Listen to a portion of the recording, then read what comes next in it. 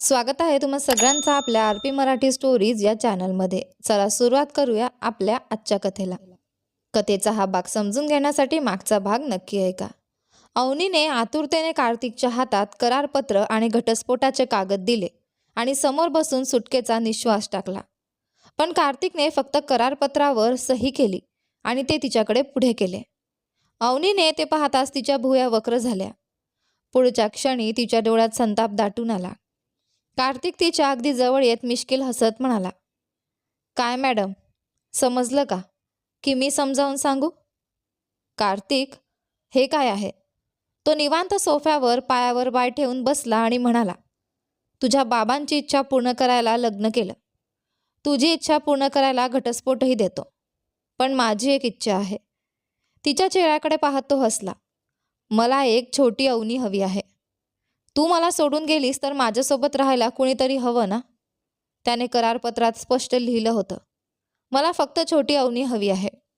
त्याखाली त्याची सही होती. अवनी रागाने म्हणाली, म्हणजे तू मला ब्लॅकमेल करतोयस? मी? अजिबात नाही अवनी बेबी. मला तुझी संपत्ती नको. मला फक्त छोटी अवनी हवी आहे. चल आता ते कागद दे. तुला मान्य आहेच, मला माहिती आहे. मी घटस्फोटाच्या कागदांवरही सही करून देतो. तेव्हा अवनीच्या लक्षात आलं की तिने आधीच त्या कागदांवर सही केली होती. तो त्याचा गैरफायदा घेईल या विचाराने तिने संतापाने दोन्ही कागद फाडून टाकले आणि एक शब्दही न बोलता वरच्या मजल्यावर निघून गेली. कार्तिक तिच्या मागे पाहत हसला. घटस्फोट हवा आहे ना? थांब, आता तुला तुझ्या नवऱ्याची खरी ट्रीटमेंट दाखवतो. असं म्हणत त्याने खाली पडलेला तुटलेला फोटो उचलला आणि आपल्या खोलीत गेला. त्या रात्री रवी गावात परतला. त्याच्यासोबत श्यामलीही होती. घरच्यांना त्याने तिची ओळख फक्त अवनीची मैत्रीण म्हणून करून दिली, कारण तिला प्रेयसी म्हणून ओळख करून दिली असती तर त्याचं गुपित लगेच उघडलं असतं. श्यामली ही सगळ्यांसमोर रवीपासून जरा अंतर ठेवूनच वागत होती. दुसऱ्याच दिवशी शीला आणि काही नातेवाईकांच्या आग्रहामुळे अवनीला चव्हाणांच्या घरी आणण्यात आलं. एवढ्या लोकांसमोर तिच्याकडे काही बोलण्याचाही पर्याय नव्हता. सगळ्यांनी तिचं औक्षण करून तिचं गृहप्रवेशाच्या हिंदू विधीनुसार स्वागत केलं. परंपरेनुसार तिला दूध आणि फळं दिली गेली. पण अवनी म्हणाली, मला दूध आवडत नाही. प्यायले की उलटी होते. क्षणाचाही विलंब न करता कार्तिकने तिच्या हातातून ग्लास घेतला आणि हसत मुखाने पण हट्टाने तिच्या तोंडाशी धरला. ते पाहून गावातील बायका चिडवत म्हणाल्या, अगं वेदिका, तुझा भाऊ तर लग्नाच्या पहिल्याच दिवशी बायकोला स्वतःच्या हाताने दूध पाजतोय, तेही एवढ्या लोकांसमोर. त्यांच्या बोलण्यावर सगळ्याच हसू लागल्या. अवनी मात्र कार्तिककडे रागाने पाहत राहिली, पण वेदिकाचं लक्ष मात्र रवीच्या बाजूला उभे असलेल्या श्यामलीकडे होतं. थोड्याच वेळात मोठ्यांनी शुभमुहूर्त पाहून अवनीला देवासमोर दिवा लावायला सांगितला. तिने दिवा लावला खरा, पण तिच्या नजरा मात्र कार्तिकलाच जाळत होत्या. कार्तिकने हलकेच तिच्या खांद्याला धक्का देत डोळा मारला. अवनीने त्याच्याकडे असा कटाक्ष टाकला जणू म्हणत होती, आता तुझी खरी परीक्षा सुरू होते. नंतर कार्तिकने तिच्या मंगळसूत्राला कुंकू लावलं आणि तिच्या कपाळाच्या भांगातही कुंकू भरलं. त्या स्पर्शाने अवनीच्या अंगावर रोमांच उठले. एक अनोखी भावना तिच्या मनात उसळली. तिचे डोळे आपोआप मिटले. दोन्ही हात एकमेकांत घट्ट गुंफले गेले. तिचा चेहरा लाजेने लाल झाला. त्या क्षणभराच्या निरागस रूपाकडे कार्तिक मंत्रमुग्ध होऊन पाहत राहिला. मोठ्यांनी हाक मारताच दोघांनी शीला आणि इतर वडीलधाऱ्यांचे आशीर्वाद घेतले. थोड्याच वेळात पाहुणे निघू लागले. श्यामली अवनीला बोलत उभी होती. वेदिका मुद्दाम तिच्या शेजारी बसली होती. श्यामलीबद्दल काही माहिती मिळते का हे तिला जाणून घ्यायचं होतं. पण श्यामलीने हसतमुखाने तिच्याशी गप्पा मारल्या, मात्र स्वतःबद्दल एकही अनावश्यक गोष्ट सांगितली नाही. काही वेळाने रवी आणि श्यामलीही निघून गेले. अवनी मात्र विचारात पडली होती, कार्तिकच्या खोलीत जावं की नाही. पण तिच्या मनात निर्माण झालेल्या अनेक प्रश्नांची उत्तरं मिळवायची होती. इतक्यात शीला तिच्या जवळ आली. तिने प्रेमाने अवनीचे हात हातात घेतले आणि म्हणाली, अवनी, मला माहिती आहे हे लग्न खूप घाईगडबडीत झालं. अवनी मनातच म्हणाली, आत्या पुढचं वाक्य असेल, लवकर मला नातू किंवा नात दे. पण शीला शांतपणे पुढे म्हणाली, हो, लग्न घाईत झालं, पण एक गोष्ट मी खात्रीने सांगू शकते, तुझं लग्न कुठल्याही वाईट माणसाशी झालेलं नाही. अवनीने मनातच कटू हसू केलं. पण तुमच्या मुलाचं लग्न मात्र एका वाईट मुलीशीच झालंय, हेही तितकंच खरं आहे. मात्र तिचे शब्द मनातच राहिले. अवनी, इथे तुला कोणत्याही गोष्टीची कमतरता भासू नये ही माझी जबाबदारी आहे. तरीही काही अडचण वाटली तर नक्की मला सांग. शीलाने प्रेमाने सांगितलेल्या प्रत्येक गोष्टीला अवनीने फक्त हलकंसं मान डोलावून उत्तर दिलं. अवनी, जा कपडे बदलून ये. हो, तू साडी घालत नाहीस का गं? ते माझ्या सगळ्या साड्या पुण्यातल्या फ्लॅटमध्येच आहेत. इथे आणल्याच नाहीत. ठीक आहे. उद्या कार्तिकला सांगते तुला बाजारात घेऊन जाईल. हां, चल आधी कपडे बदल. जेवण वाढू का? नाही, थोड्याच वेळापूर्वी खाल्लंय. बरं काही हवं असेल तर अजिबात संकोच करू नको. अवनीने पुन्हा एकदा मान हलवली आणि हळूहळू कार्तिकच्या खोलीकडे निघाली. खोलीत कार्तिक तिचं सामान कपाटात नीट लावत होता. दाराला टेकून उभी राहून ती मिश्किलपणे म्हणाली, वा, आज तर भारी आदरातिथ्य सुरू आहे. कार्तिक न वळताच म्हणाला, तू ठेवशील तर माझं सामान बाहेर फेकशील म्हणून मीच ठेवतोय. बरं, समजलं. त्या स्क्रीनच्या मागे जाऊन कपडे बदल. अवनी कपडे बदलून बाहेर आली तर कार्तिक खोलीत नव्हता. ती आरशासमोर उभी राहिली. कपाळावरचं कुंकू पाहताच तिला त्याचा स्पर्श, त्याची जवळीक आणि काही वेळापूर्वी भांगात कुंकू भरतानाचा क्षण आठवला. तेवढ्यात बाहेरून कार्तिकचा आवाज आला, मॅडम, आत येऊ का? पण ती त्याच्या आठवणीतच हरवली होती. कार्तिकने आत डोकावलं. ती विचारात हरवलेली पाहून तो शांतपणे तिच्या मागे येऊन उभा राहिला. अवनी नकळत स्वतःचीच मोठ्याने बोलली, त्याने कुंकू भरलं तेव्हा मला असं का वाटलं? कार्तिकने तिच्या खांद्यावर अलगद हनुवटी टेकवत विचारलं. हो ना? का बरं? अवनी दचकून लगेच बाजूला झाली. काय करतोयस? शपथ काहीच नाही. सध्या तरी असा कोणताही विचार नाही. पण तू माझ्याबद्दल असा विचार करत राहिलीस तर काहीही होऊ शकतं. पण आत्ता मी खूप दमलोय. Good night. तो निवांत पलंगावर झोपला. अवनी त्याच्याकडे पाहतच राहिली. डोळे मिटून पडलेला कार्तिक म्हणाला, ही खोली आता तुझीही आहे. तुला जसं हवं तसं झोप. म्हणजे जमिनीवर? तुझी इच्छा. मी का जमिनीवर झोपू? तिने लगेच 4-5 उशा, लेखनाचं टेबल आणि मिळेल त्या वस्तू ओढून पलंगाच्या मध्ये भिंतीसारख्या रचल्या आणि स्वतः चादर ओढून एका बाजूला झोपली. मनात म्हणाली, थांब, आता खरी मजा दाखवते. तिने मोबाईलमध्ये रात्री 2 पासून सकाळी 6 पर्यंत प्रत्येक अर्ध्या तासाने अलाराम लावले आणि मोबाईल अगदी कार्तिकच्या डोक्याजवळ ठेवला. अवनीला मात्र झोप यायला बराच वेळ लागला. जवळजवळ 1 वाजल्यानंतरच ती झोपली. रात्री बरोबर 2 वाजता कार्तिकच्या कानाजवळ अलाराम कर्कश आवाजात वाजला. तो दचकून उठला, अलाराम बंद केला आणि पुन्हा झोपायला गेला. पण काही वेळातच दुसरा अलार्म वाजला. तो चिडून मोबाईल उचलून अवनीजवळ फेकून देतो. अवनीने अर्धवट झोपेतच तो पुन्हा त्याच्याच बाजूला ढकलला आणि निर्धास्त झोपून गेली. बिचारा कार्तिक पुन्हा उठून अलाराम बंद करू लागला. अशीच संपूर्ण रात्र गेली. अवनी मात्र अगदी शांत झोपली होती. कार्तिकने मोबाईल पूर्ण बंद करायचा प्रयत्न केला, पण त्याला पासवर्ड असल्यामुळे काहीच करता आलं नाही. सकाळी 6 वाजल्यानंतर त्याला थोडी डुलकी लागली आणि मग तो थेट 8 वाजेपर्यंत गाढ झोपला. दरम्यान अवनी तिचं उरलेलं सामान आणण्यासाठी चव्हाणांच्या वाड्याकडे निघून गेली. शीलाला मुलगा अजून उठला नाही हे कळलं होतं, पण त्याला उठवायची तिची हिंमत होत नव्हती. 9:30च्या सुमारास कुमार आला. त्याला कार्तिकला उठवायची भीती वाटत होती. तेवढ्यात अवनी परत आली. अगं अवनी. हो सांगा. जरा कार्तिकला उठवशील का? ठीक आहे. अवनी सरळ खोलीत गेली. उशी उचलली आणि जोरात त्याच्यावर आपटली. पहाटे झोप लागलेल्या कार्तिकचे डोळे लाल झालेले होते. तो रागाने तिच्याकडे पाहत घड्याळाकडे नजर टाकतो आणि घाईघाईने बाथरूममध्ये शिरला. थोड्याच वेळात तो हॉलमध्ये आला. कुमारने लगेच विचारलं, काय रे, डोळे एवढे लाल का झालेत? योगायोगाने त्याच वेळी गावातील काही तरुण उत्सवाच्या तयारीबाबत बोलण्यासाठी आले होते. कुमारचं वाक्य त्यांच्या कानावर पडताच सगळे खट्याळपणे हसू लागले. त्यातला एक म्हणाला, काय कुमारांना अजूनही विचारता? कालच तर आपल्या कार्तिक दादाचं लग्न झालं. बाकीच्यांनी त्याचं तोंड लगेच तापलं. कार्तिकला क्षणात त्यांच्या नजरा स्वतःकडे आणि अवनीकडे वळलेल्या दिसल्या. त्या नजरेतला अर्थ समजताच तो प्रचंड अवघडला. पण एकही शब्द न बोलता त्याने त्या सगळ्यांना जवळजवळ ओढतच घराबाहेर नेलं. आणि अवनी? त्यांच्या हसण्यामागचा अर्थ तिच्या लक्षात येताच तिचा चेहरा संतापाने लालबुंद झाला. आता कार्तिकची खरंच काही खैर नव्हती. कार्तिकने मंदिरातील दागिने स्वच्छ करण्याची जबाबदारी काही लोकांकडे सोपवली आणि त्यांच्या सुरक्षेसाठी 2 माणसंही तैनात केली. संपूर्ण गाव रंगीबेरंगी पताकांनी सजलं होतं. मंदिराच्या वार्षिक जत्रेची पोस्टर सर्वत्र झळकू लागली होती.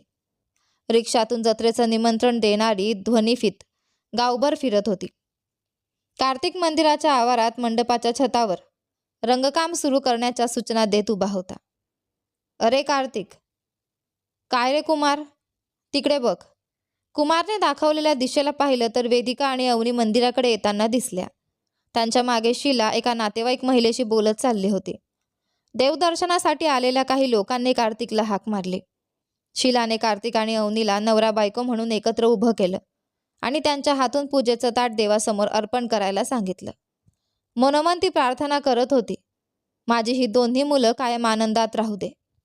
पूजा झाल्यावर कार्तिकने मुद्दाम अवनीच्या भांगात कुंकू थोडं जास्तच भरलं. अवनीने रागाने त्याच्याकडे पाहिलं, पण त्या स्पर्शाने तिच्या अंगावर पुन्हा एकदा रोमांच उठले. कार्तिकच्या ते नजरेतून सुटलं नव्हतं. तिला आणखी चिडवण्यासाठी त्याने तिच्या कपाळावर कुंकू आणि भस्मही लावलं. वेदिका हसत म्हणाली, अहो दोघांनो, हे मंदिर आहे बरं का, थोडं तरी सांभाळून. कार्तिकने लगेच तिचा कान हलकेच पिळला. शीला म्हणाली, तुम्ही दोघं मंदिराला प्रदक्षिणा घालून या.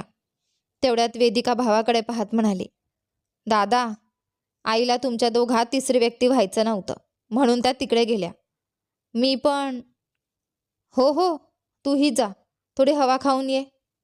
आज्ञा शिरसावंद्य, असं म्हणत वेदिका हसत तिथून निघून गेली. कार्तिक आणि अवनी मंदिराभोवती चालू लागले. गावातील तरुणांनी लगेच कार्तिकला चिडवायला सुरुवात केली. काय कार्तिक दादा, वहिनींसोबत रोमॅन्टिक फेरी सुरू आहे का? अरे तुमचं काम बघा. दादा, जोडी भारी दिसते. गप्प बसा रे. दादा, वहिनी तर खूपच सुंदर आहेत. कार्तिक पुटपुटला. हां, वयात आल्यावर डुक्कराचं पिल्लूही सुंदर दिसतं. ते ऐकताच अवनी त्याच्याकडे वळली. डुकराच्या पिल्लाला जोडीही डुकराचंच पिल्लू मिळतं. कार्तिक लगेच म्हणाला, हो, पण ही तर मिक्स मॅरेज आहे. एका डुकराच्या पिल्लाची आणि एका देखण्या मुलाची. अवनीने त्याच्याकडे कटाक्ष टाकला. स्वप्न बघत राहा, आता जरा वेगाने चाल. दोघांनी प्रदक्षिणा पूर्ण केली आणि नंतर शीलासोबत बसले. इतक्यात कोणीतरी कार्तिकला बोलावलं आणि तो तातडीने तिकडे निघून गेला. वेदिकाने नारळ फोडून त्याचे तुकडे खात विचारलं, आई, तुझ्या मुलाला तुझ्यासोबत मंदिरात 2 मिनिटं बसायलाही वेळ नाही का? शीला हसत म्हणाली, वेदिका, गप्प बस. माझ्या मुलाची थट्टा केली नाहीस तर तुला झोपच येत नाही. हो ना, फार मोठा हिरो आहे. ती अवनीकडे वळली. वहिनी, तुम्ही बाजारात जाणार असाल तर मला सांगाल का? मला थोडंसं सामान घ्यायचं आहे. नक्की. थोड्या वेळाने ते निघायच्या तयारीत असतानाच रवी आणि श्यामली मंदिरात आले. दोघेही एकाच रंगाचे कपडे घालून आले होते आणि एकत्र खूप छान दिसत होते. अवनीला पाहताच ते तिच्याजवळ आले. काय श्यामली, मंदिरात आलीस? हो अवनी, घरी बसून कंटाळा आला होता. हां. अवनी बोलत असली तरी तिच्या लक्षात आलं की वेदिकाची नजर सतत रवी आणि श्यामलीवरच खेळली होती. बरं श्यामली, तुम्ही दर्शन करून घ्या, आम्ही निघतो. वेदिका लगेच म्हणाली, वहिनी, अजून थोडा वेळ थांबूया ना. पण अवनीने शांतपणे उत्तर दिलं, नाही वेदिका, आपण निघूया.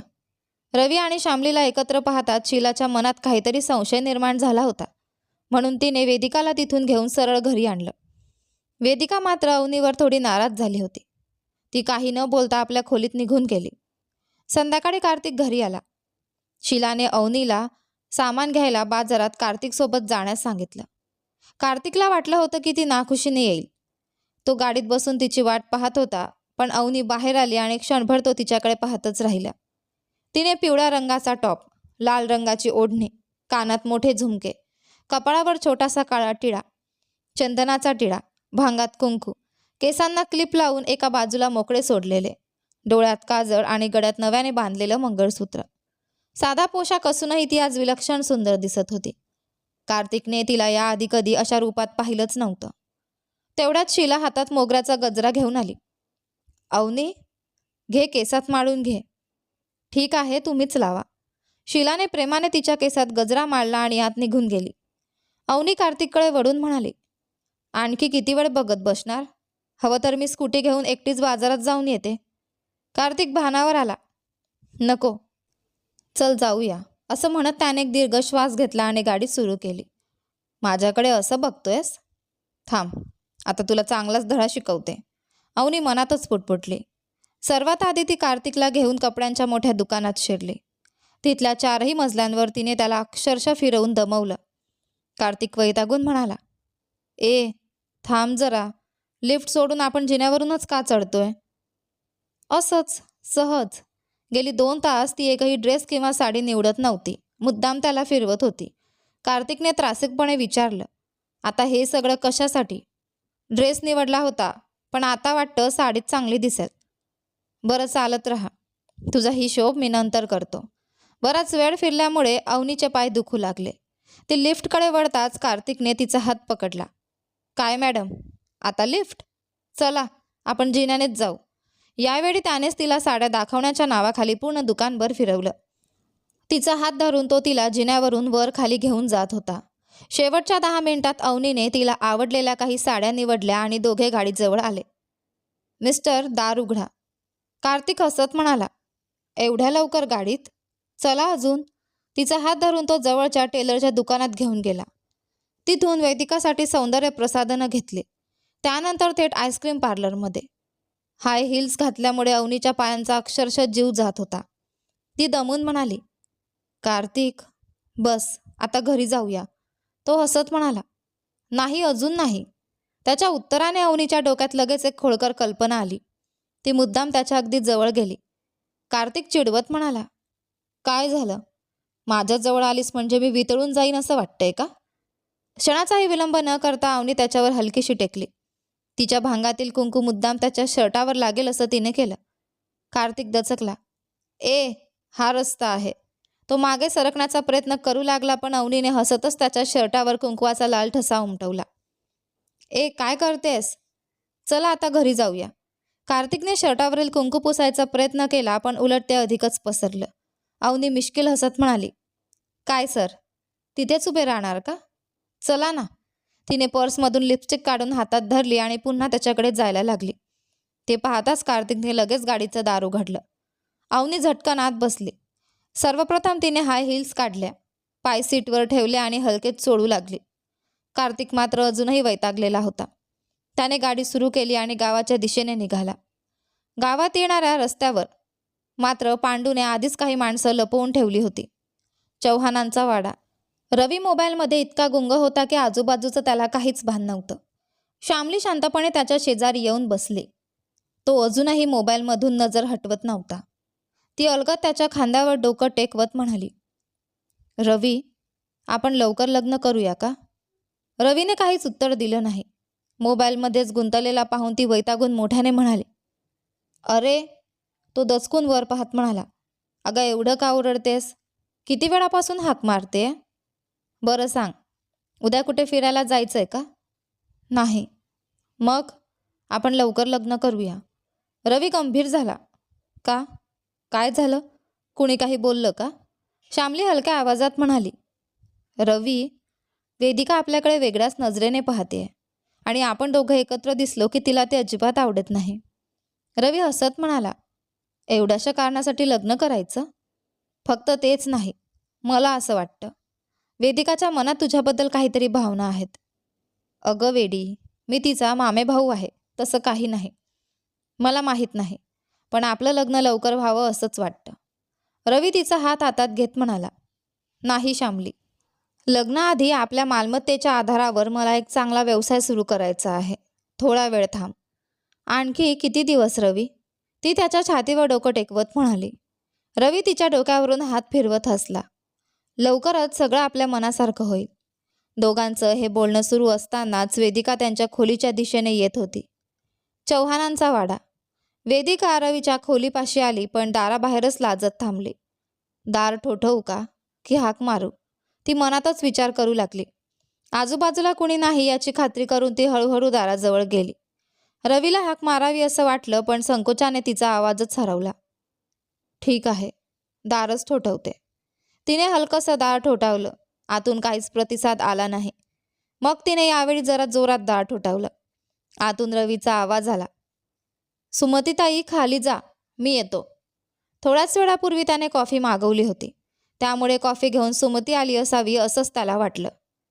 पण वेदिका, मी आहे, असं म्हणणार इतक्यात आतून श्यामलीचा आवाज आला. सुमतीताई, जाऊ नका, कॉफी हवी आहे, असं म्हणत श्यामलीने दार उघडलं. दारात उभी असलेली वेदिका पाहून श्यामलीच्या चेहऱ्यावर कोणताही धक्का नव्हता, पण वेदिकाच्या डोळ्यात मात्र स्पष्ट आश्चर्य उमटलं. आतून रवीने विचारलं, कोण आहे श्यामली? श्यामलीने ते सवयीने म्हटलं की मुद्दाम कोण जाणे, पण ती म्हणाली, बेबी, मिस वेदिका आले आहेत. क्षणात रवी उठून दारापाशी आला. काय झालं? काही काम होतं का? वेदिकाने आधी त्याच्याकडे मग श्यामलीकडे पाहिलं. तुमच्याशीच बोलायचं होतं. काय काम? काही नाही, सहज आले होते, असं म्हणत ती तिथून निघून गेली. ती गेल्यावर श्यामली हळू आवाजात म्हणाली, रवी, मला वाटतं वेदिकापासून आपल्या प्रेमाबद्दल लपवू नये. रवी शांतपणे म्हणाला, कोणाला? कधी? काय सांगायचं हे मला चांगलं माहीत आहे. तू जाऊन कॉफी घेऊन ये, असं म्हणत तो पुन्हा मोबाईलमध्ये गुंतून गेला. वेदिका मात्र वैतागून हॉलमधल्या सोफ्यावर येऊन बसली. सुमती फुलांचे गजरे तयार करत बसली होती. तिने विचारलं, काय वेदिका ताई, आज काहीतरी वेगळ्याच मूडमध्ये दिसताय? वेदिका चिडून म्हणाली, सुमती, जरा शांत बसशील का? आधीच माझा मूड खूप खराब आहे. सुमती लगेच हसली. बरं मॅडम, जशी आज्ञा, असं म्हणत ती पुन्हा आपल्या कामाला लागली. श्यामलीने कॉफी रवीला देऊन पुन्हा हॉलमध्ये येऊन बसली. सुमतीने तयार केलेले गजरे फ्रीजमध्ये ठेवले आणि स्वयंपाकघरात निघून गेली. वेदिकाला राहवलं नाही. तिने श्यामलीला विचारलं, एक विचारू का? तुम्ही पुण्यालाही माझ्या वहिनीसोबतच राहत होतात ना? नाही तर? का विचारतेस? तसं काही नाही, सहज विचारलं. आणि रवीची तुमची ओळख कशी झाली? श्यामली हसून म्हणाली, आधी आम्ही दोघं एकाच कंपनीत काम करायचो. आता कंपनी तीच आहे, पण शाखा वेगळी आहे. हां, म्हणजे जत्रेसाठी इथे आलात? हो, रवीने सांगितलं होतं की त्यांच्या गावची जत्रा खूप प्रसिद्ध असते, म्हणून आले.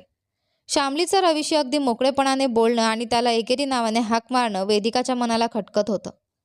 ती उठत म्हणाली, बरं, मी आता घरी जाते. रवी विचारतील तर सांगा. ठीक आहे. वेदिका दारापर्यंत पोहोचता श्यामली तिच्या मागे आली. वेदिका, एक मिनिट. हो, सांगा. मला तुझ्याशी थोडं बोलायचं आहे. उद्या घरी येशील का? आत्ताच सांगा ना. नाही, उद्या सांगते, पण यायला विसरू नकोस. ठीक आहे. मनात अनेक प्रश्न घेऊन वेदिका घरी निघाली. कार्तिकची कार. कार्तिक गाडी चालवत मोबाईलवर कुमारशी बोलत होता. कुमार, उद्या सकाळी शेतीवर औषध फवारायला माणसं येणार आहेत. त्यांच्याकडून काम नीट करून घे, विसरू नकोस. मला उद्या पूर्ण दिवस जत्रेच्या तयारीत व्यस्त राहायचं आहे. हो हो जावाई बापू, माझी बहीण पहिल्यांदाच तुझ्यासोबत एकटी आहे. तिच्याशी बोलायचं सोडून मला फोन करून गप्पा मारतोयस? आता फोन ठेव. कार्तिक हसत म्हणाला, ती माझ्याशी बोलत नाही म्हणूनच तुला फोन केला. तेही खरंच आहे. बरं, घरी पोहोचलास की एक मेसेज कर. ठीक आहे. फोन ठेवून कार्तिकने अवनीकडे पाहिलं. ती मात्र मोबाईलमध्येच गुंतली होती. काहीतरी बोलायला हवं असा विचार करत त्याने विचारलं, मॅडम, तुम्ही साडी वगैरे नेसता का? अवनीने त्याच्याकडे न पाहताच उत्तर दिलं. ते जाणून काय करणार आहात? कार्तिक मिश्किलपणे म्हणाला, हां, तुला नेसायला येत नसेल तर? नसेल तर? मीच.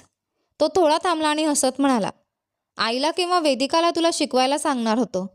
अवनी लगेच म्हणाली, त्याची गरज नाही.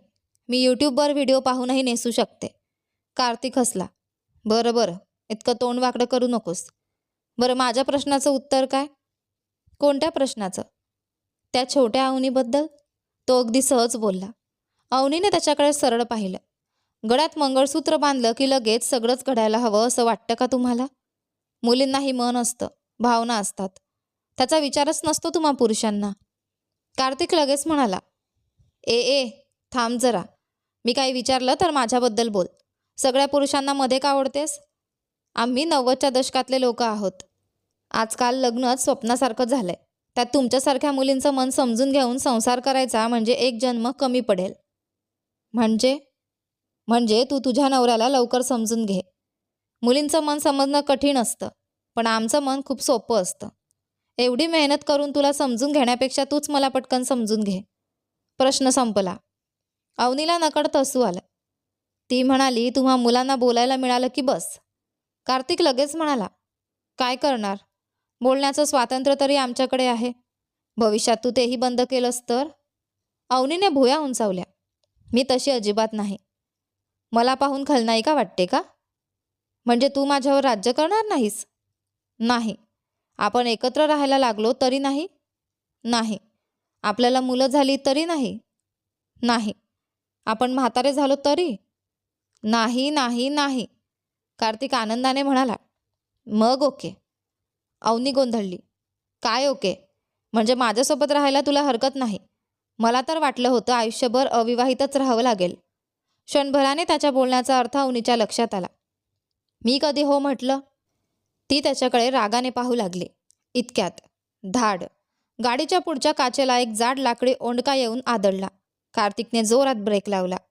अवनीचा तोल गेला आणि ती समोरच्या सीटवर आपटली. अरे म्हशी, असा ब्रेक मारतात का? कार्तिक गंभीर आवाजात म्हणाला. जरा ओरडणं बंद कर, तिकडे बघ.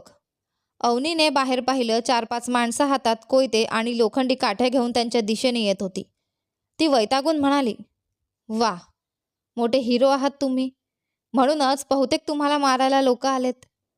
कार्तिक गाडीचं दार उघडत म्हणाला. काय करू मॅडम? अवनी घाबरून म्हणाली. अहो, त्यांच्या हातात कोयते आहेत. बाहेर जाऊन मार खाणार आहात का? कार्तिक हसला. काय? तुला त्यांचं वाईट वाटेल? मला का वाईट वाटावं? उलट आनंदच होईल. पण आधी गाडीची किल्ली द्या, मी घरी जाते. नाही.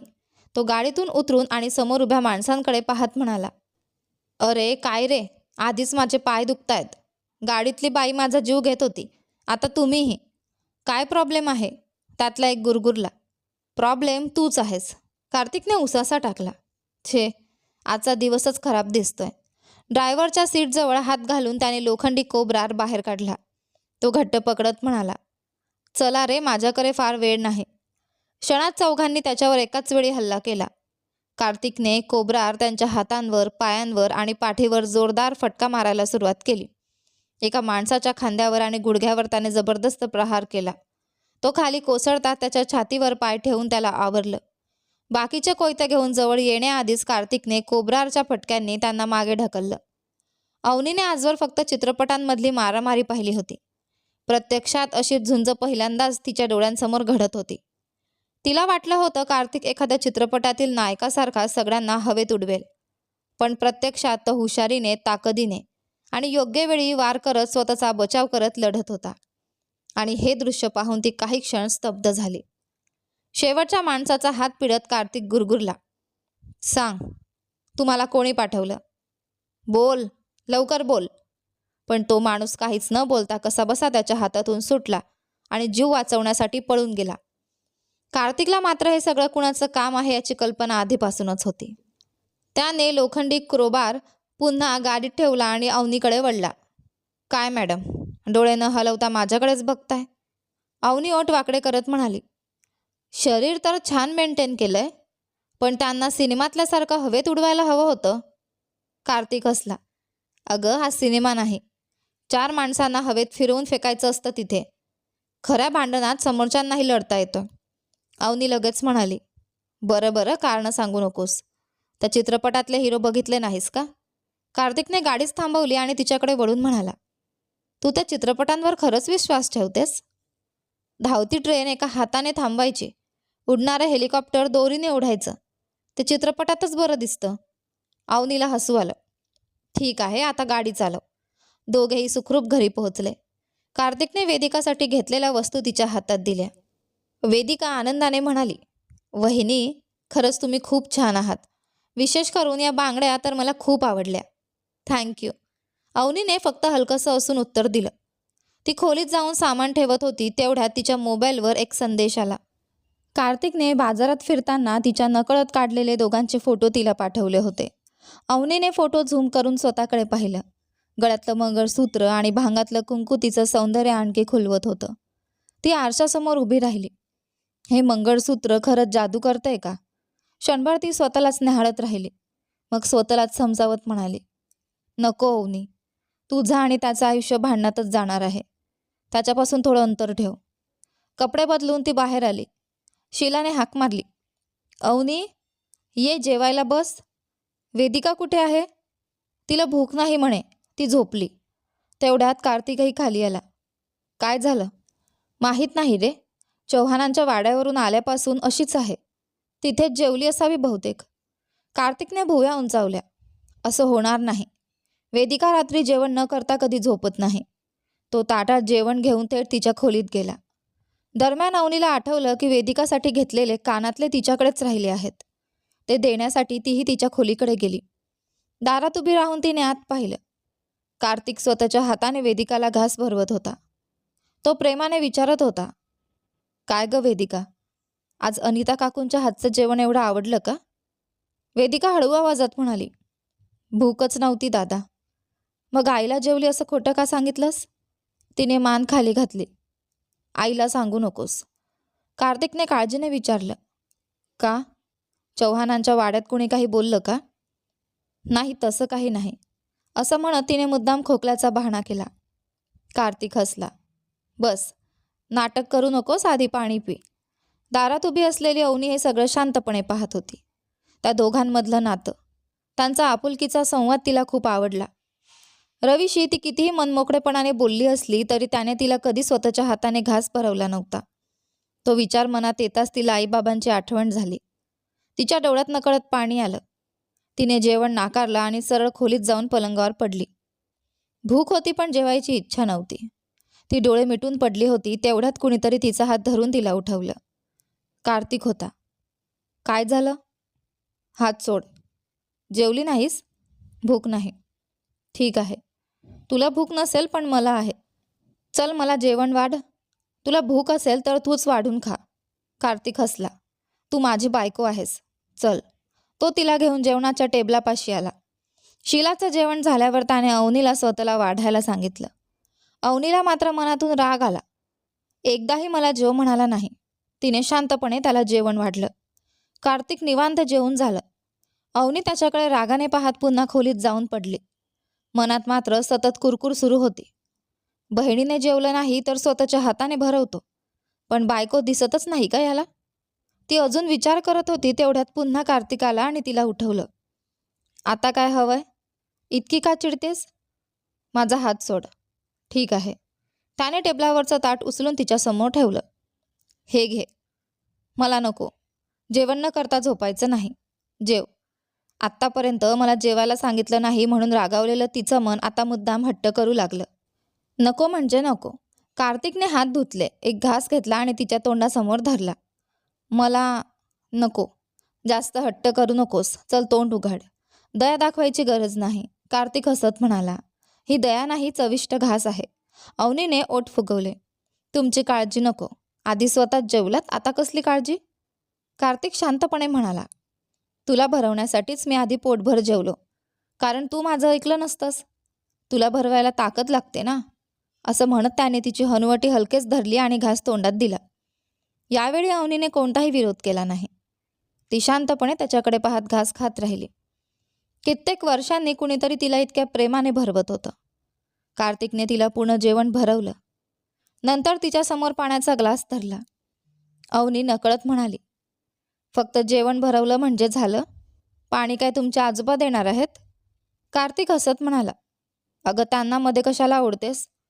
असं म्हणत त्याने स्वतःच तिला पाणी पाजलं. शेवटी त्याने तिचे ओठ अलगद पुसले आणि पुढच्या क्षणी तिचा खालचा ओठ हलकासा ओढून तो हसत पडून गेला. अवनी वेदनेने मोठ्याने ओरडली. कार्तिक! कार्तिकच्या त्या खोडकर वागण्यामुळे ती संतापून मोठ्याने ओरडली, पण कार्तिक मात्र हसतच स्वयंपाकघराकडे पळाला. अगं, या हट्टी मुलीचा आवाज बघ. अजून थोडं ओरडली तर कानाचे पडदेच फाटेल. तो स्वतःशीच पुटपुटला. ती झोपायची वेळ झाली होती म्हणून तिच्या खोलीत न जाण्याचा निर्णय घेत कार्तिक गच्चीवर फेरफटका मारत राहिला. पण अवनीनेही त्याला चिडवण्यासाठी एक खोडी करूनच शांतपणे झोप घेतली. तिच्या त्या लहानच्या कारस्थानाची आठवण काढत कार्तिक स्वतःशीच हसत राहिला आणि मध्यरात्री खोलीत आला. समोर गाढ झोपलेली ती राक्षसीसारखी हट्टी मुलगी. तिच्याकडे तो कितीतरी वेळ प्रेमाने पाहत राहिला. तिचे मिटलेले डोळे पाहत पाहत त्याचे स्वतःचे डोळेही मिटले. पहाट कधी झाली हे त्यालाही कळले नाही. नेहमीपेक्षा उशिरा उठलेला कार्तिक थेट चव्हाणांच्या वाड्यातील बैठकीसाठी निघून गेला. अवनी उठली तेव्हा तिच्या चेहऱ्यावर एक मिश्किल हास्य होतं. तिने रोजची कामं नेहमीप्रमाणे सांभाळली. दुसरीकडे वेदिका. आई ओरडली तरी चालेल या विचाराने शीलाला न सांगताच शेजारच्या गल्लीतील अनिताच्या घरी निघाली. आज चौथ्यांदा ती काल चव्हाणांच्या वाड्यात घडलेली सगळी घटना अनिताला सांगत होती. इतकं बोलून तिचं तोंडच दुखायला लागलं होतं. अनिता हसत म्हणाली, अगं ती श्यामली तुझ्या रवीजींसोबत काम करते. दोघे एका खोलीत बोलत होते. म्हणून एवढा संशय कशाला? वेदिका लगेच म्हणाली, फक्त तेच नाही, रवीने आजवर माझ्याशी कधी प्रेमाने बोललंच नाही. म्हणून त्यात अवनी वहिनीनेही त्या दिवशी मला खूप सुनावलं. अनिता म्हणाली, मग थेट तुझ्या भावालाच विचारायचं ना काय खरं ते. वेदिका दीर्घ श्वास घेत म्हणाली, ते इतकं सोपं नाही ग, पण हे असंच सोडूनही देता येणार नाही. मग काय करणार? श्यामलीताईने मला बोलावलं आहे, जाऊन बघते काय म्हणते ते. अनिता लगेच चिडवत म्हणाली, म्हणजे मग तुझं लग्न पांडुदादाशीच होणार वाटतं. अगं गप्प बस, नाहीतर तोंड फोडीन तुझं, वेदिका रागाने म्हणाली.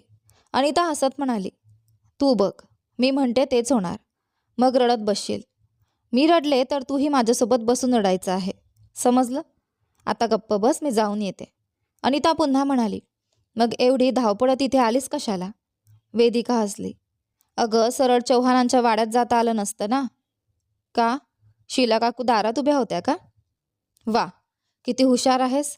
हे सगळं सगळ्या गावाला माहिती आहे. चल आता जाऊन ये. चव्हाणांच्या वाड्यात पोहोचल्यावर वेदिका घाईघाईने श्यामलीला शोधू लागली. बराच वेळ शोधून थकून ती बसली. तेवढ्यात तिच्या नजरेसमोर एक दृश्य आलं.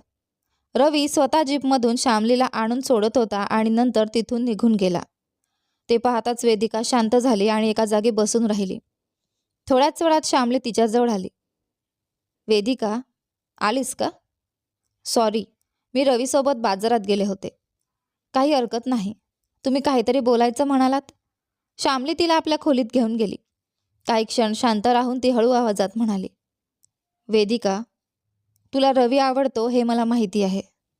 वेदिका घाबरत म्हणाली, ते ते राजवीर मामात सतत माझी सून असं म्हणून चिडवत असायचे, म्हणून. पण तिचं वाक्य पूर्ण होण्याआधी श्यामलीचं पुढचं वाक्य ऐकून ती थिजून गेली.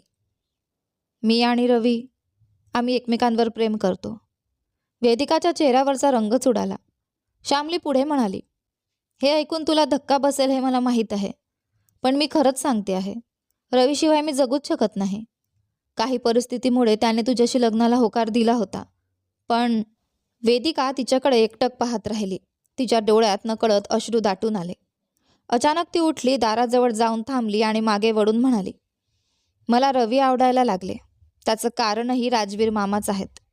त्यांनीच कायम माझ्या मनात त्यांच्याबद्दल भावना निर्माण केल्या. त्यांनी तर असंही सांगितलं होतं की रवीशी माझ्याविषयी बोलून ठेवलं आहे. एवढं बोलून वेदिकाने कसाबसा हुंदका आवरला. माझं मन खूप अस्वस्थ झालंय, मी घरी जाते, असं म्हणत ती तिथून धावतच बाहेर पडली. पण तिचे पावलं घराकडे वळलीच नाहीत. ती ज्या वाटेने चालत होती त्या वाटेवर तिच्या डोळ्यांतून वाहणाऱ्या अश्रूंनीच साथ दिली. रवी आणि श्यामली यांच्यातील जवळीक, त्यांचं बोलणं, वागणं पाहून वेदिकाला आधीपासूनच थोडीफार शंका आली होती. पण ती फक्त स्वतःचा गैरसमज असेल असंच तिला वाटत होतं.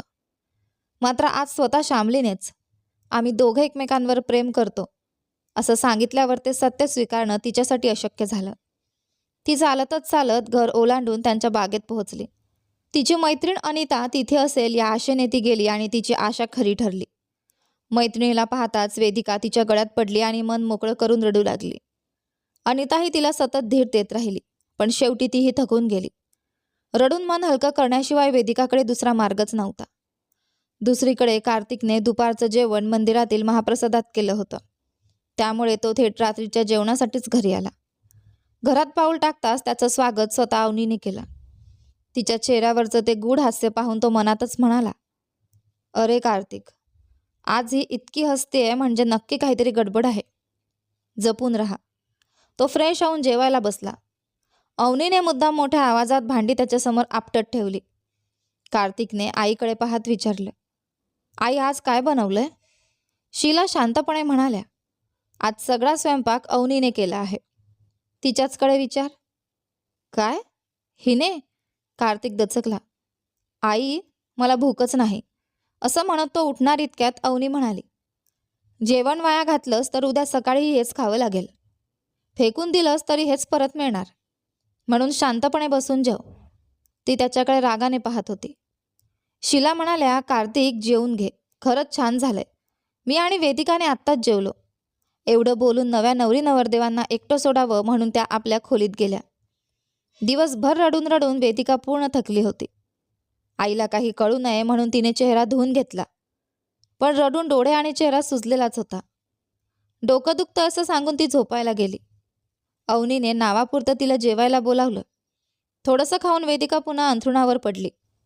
मोबाईलवर सुरू असलेल्या प्रेमगीताच्या ओळी तिच्या कानावर पडताच पुन्हा तिच्या डोळ्यांतून अश्रू वाहू लागले. तिची ती रात्र अशाच वेदनेत सरली. इथे कार्तिकने पहिला घास तोंडात टाकताच आश्चर्याने म्हटलं, अरे वा, एवढं वाईट नाहीये, बरंच छान बनवलंय. आणि त्याने मेदूवड्यासोबत सांबार वाढायला सांगितलं, पण त्याला एक गोष्ट माहीत नव्हती. सुरुवातीला वाढलेला सांबार नंतर अवनीने बदलून ठेवला होता. पुढचा घास तोंडात जाताच त्याच्या डोळ्यात पाणी आलं. घसा आणि ओठ अक्षरशः जळू लागले. अवनीने त्यात इतकी काळी मिरी टाकली होती की खाणंही कठीण झालं. तो खोकत तिच्याकडे पाहू लागला. ती मात्र ओठ दाबून हसत म्हणाली, माझ्या ओठांना त्रास दिलास ना? आता तुझे ओठ, तोंड आणि घसा कसे जळतात ते बघ. खा, बायकोने इतक्या प्रेमाने बनवलंय. असं म्हणत तिने त्याच्या डोक्यावर हलकेच हात फिरवला आणि डोळा मारला. कार्तिक मात्र चेहऱ्यावर हास्य ठेवून जेवत राहिला. त्याच्या डोळ्यांतून पाणी येत होतं, तरीही तो हसत असल्याचं पाहून अवनी आणखी चिडली आणि रागाने स्वयंपाकघरात निघून गेली. ती आत जाताच कार्तिकने आजूबाजूला पाहिलं आणि क्षणाचाही विलंब न करता ताटातलं सगळं जेवण उचलून कचरापेटीत टाकून दिलं. मग पुन्हा काहीच झालं नाही अशा आविर्भावात येऊन बसला आणि भरपूर पाणी पिऊन सुटकेचा निश्वास सोडला. काहीतरी संशय आल्याने अवनी धावतच बाहेर आली. त्याचं रिकामं ताट पाहताच ती थक्क झाली. देवा, एवढं तिखट असूनही सगळं संपवलं, ती मनातच म्हणाली. त्याच्याकडे रागाने पाहत तिने ताट उचललं. सांबार आणि भाजीची भांडीही रिकामी दिसत होती. त्यामुळे तिला वाटलं कार्तिकने सगळं संपवलं, पण खरं रहस्य मात्र कचरापेटीलाच माहीत होतं. रात्री खोलीत कार्तिक अंथरुणावर पडून उफ उफ करत तोंडाला हवा घालत होता. तेवढ्यात अवनी हातात मिठाईचा डबा घेऊन आली आणि रागाने म्हणाली, काही अक्कल आहे की नाही? एवढं तिखट होतं तर खायचंच कशाला? नाटक करून सगळं संपवलंस. आईसमोर मला वाईट दाखवायचं होतं ना? कार्तिकने तिच्याकडे पाहत वैतागून उत्तर दिलं, आता गप्प बस आणि जाऊन झोप. मला खलनायिका म्हणून दाखवायची काही गरज नाही, कारण मी तशीच आहे, अवनी ताठपणे म्हणाली. कार्तिक मात्र अजूनही तोंडाला हवा घालत होता. उफ उफ. त्याची अवस्था पाहून ती म्हणाली, या डब्यात मिठाई आहे, घे, खाऊन टाक. मला नको, तो हट्टाने म्हणाला. जास्त नखरे करू नकोस, नाहीतर तोंड अजूनच जळेल. कार्तिक तिच्याकडे पाहत हसला. वा, आज तुला माझी एवढी दया येतेय, हेच मोठं आश्चर्य आहे. अवनी लगेच म्हणाली, दया वगैरे काही नाही. काल रात्री तू जे केलंस त्याचा बदला आम्ही आधीच घेतलाय. तुझे हेडफोन कापून टाकले, तुझ्या गाडीचं टायर पंक्चर केलं आणि तुझ्या परफ्यूममध्ये पाणी मिसळून ठेवलं. अरे बापरे, कार्तिकच्या तोंडून नकळत बाहेर पडलं. अवनी अभिमानाने म्हणाली, हे मिरीचं सांबार तर फक्त बॅकअप प्लॅन होता. असं आहे तर, म्हणत कार्तिक उठला. त्याने मिठाईचा तुकडा हातात घेतला. तोंडात टाकण्याआधी तो नाकाजवळ नेऊन संशयाने म्हणाला, यातही काहीतरी मिसळलं नाहीयेस ना? अवनी शांतपणे म्हणाली, नाही, मी काही केलं नाही.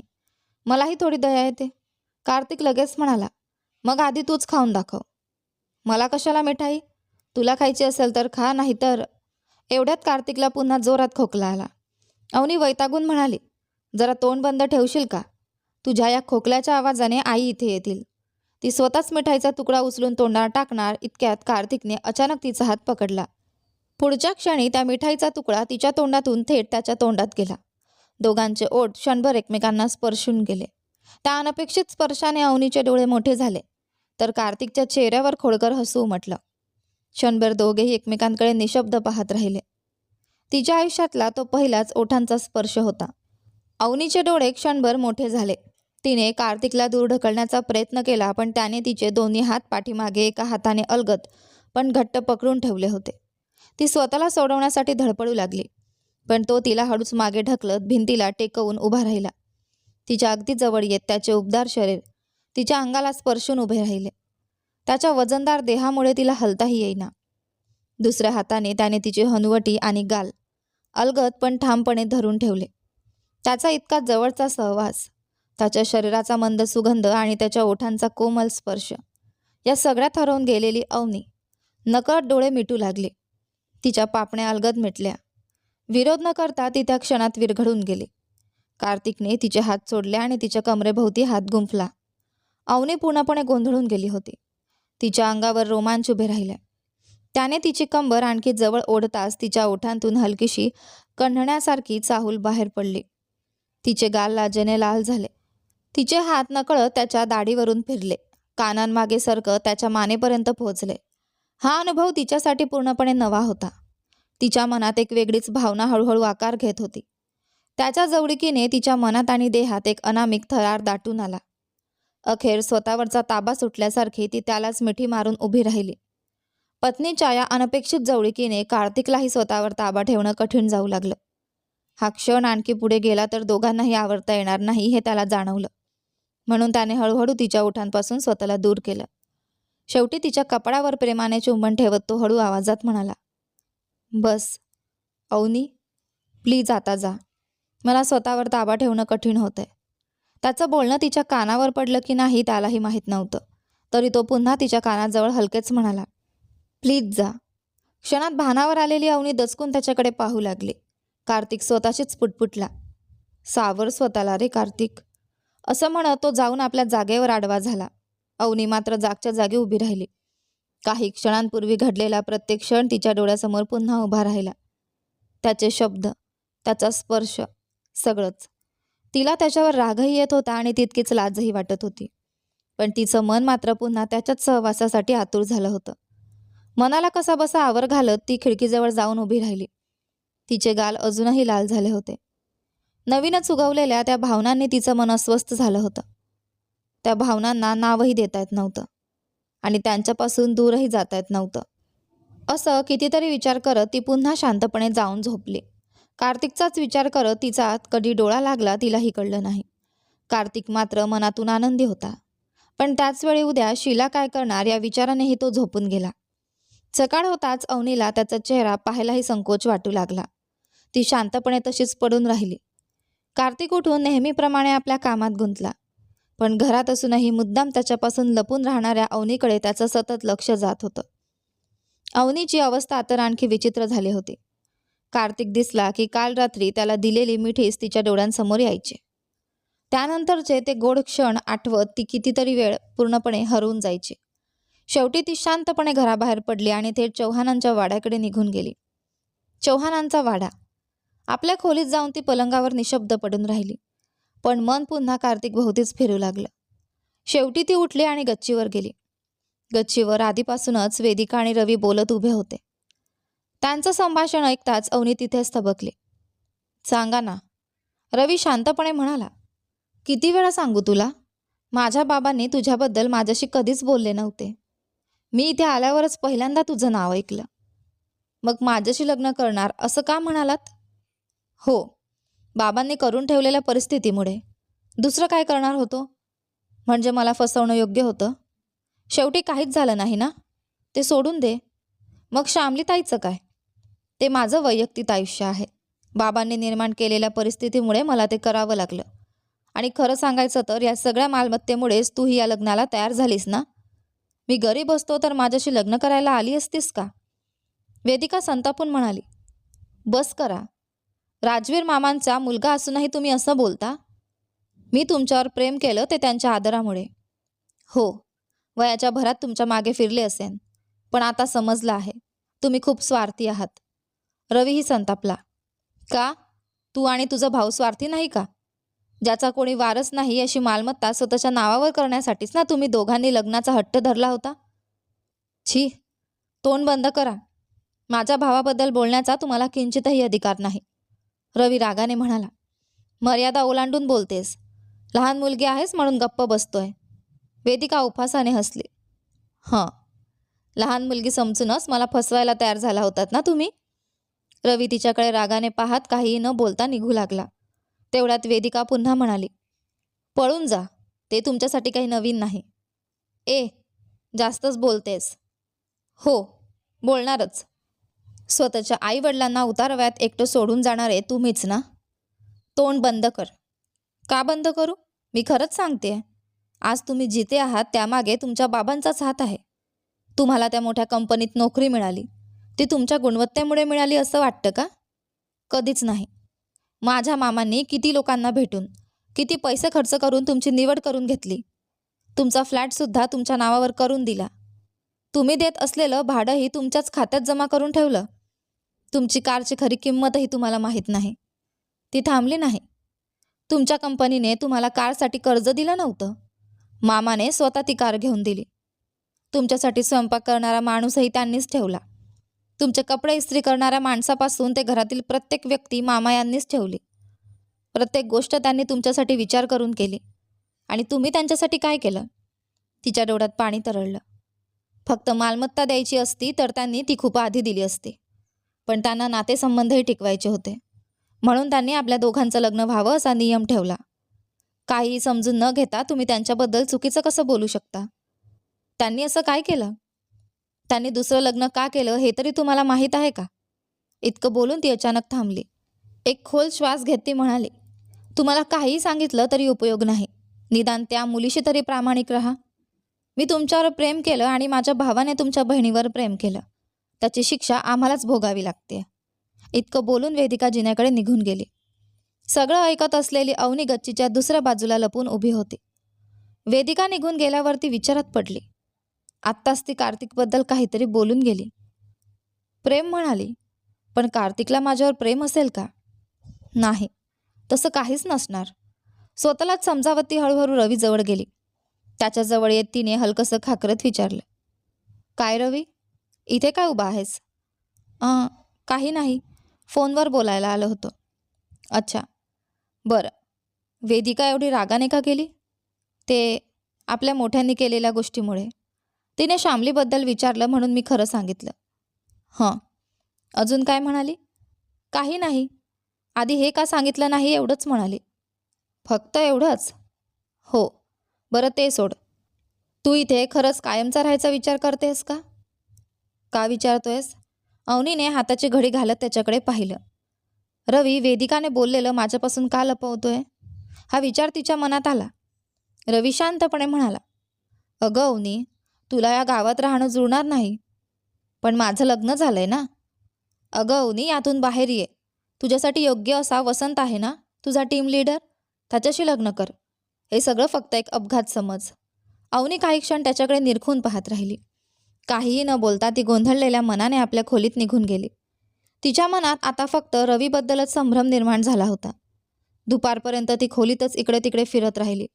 नंतर खाली आली. खाली फक्त अनिता बसून तारांच्या सुंदर टोपल्या विणत होती.